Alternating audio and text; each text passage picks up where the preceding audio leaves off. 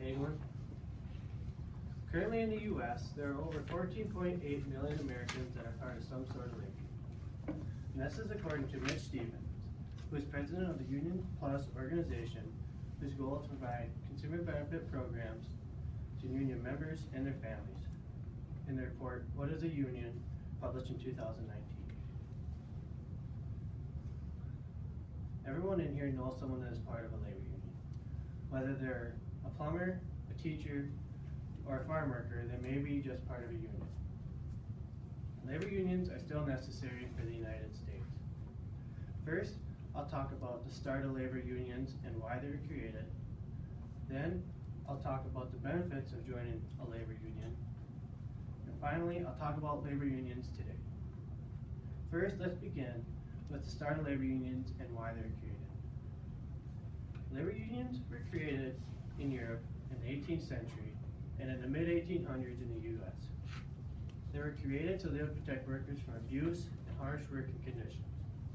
Today, there are many more precautions put in place so the workers at the job sites are safe.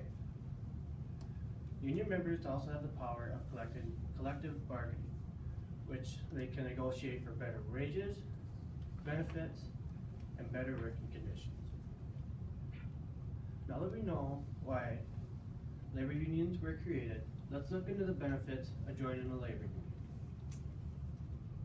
According to Natalie Rigioli, editor-in-chief and senior author for Vitana, one of the top personal finance blogs in the U.S., in August of 2017, stated that unions promote higher wages by people who are part of them, bringing home $800 more a month compared to non-union members.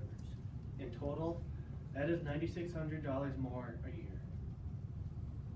And on average today, union members have a weekly earning of $980 compared to non-union members have a weekly earning of $776. Union members also get better benefits, with 90% of them receiving the benefits compared to 70% of non-union members. Union members also usually pay less of a share in the benefits they receive. They get more vacation days and have better access to sick days. And if you're in a union, you have a better access to funded retirement through your employer, with over 90% of union members having access to a 401k, pension plan, IRA contribution, or a combination of them. Unions were made so that they would protect workers from their employers. But with that, they can still get fired if there's evidence of misconduct, while non-union members can get fired for virtually any reason with limited exceptions put in place. Now that we have talked about the benefits of joining a labor union, let's look into the labor unions today. Today, there are 14.8 million Americans that are part of a labor union and over 60 different labor unions to join from in the United States.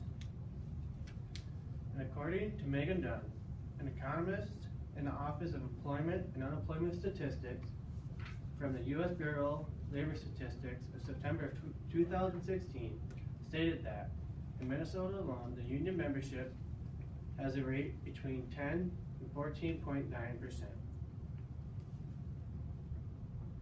And since 1983, the union membership across the U.S. has declined by 2.9 million. With the union membership on a slow, constant decline today, there are many job opportunities out there for anyone with any level of experience. First, I talked about the start of labor unions and why they're created. Then, I talked to you about the benefits of joining a labor union. And finally, I talked to you about labor unions today. Labor unions are still necessary for the U.S. With labor unions today, over 14.8 million Americans can work knowing that they are safe, have the benefits to help them and their families. 443.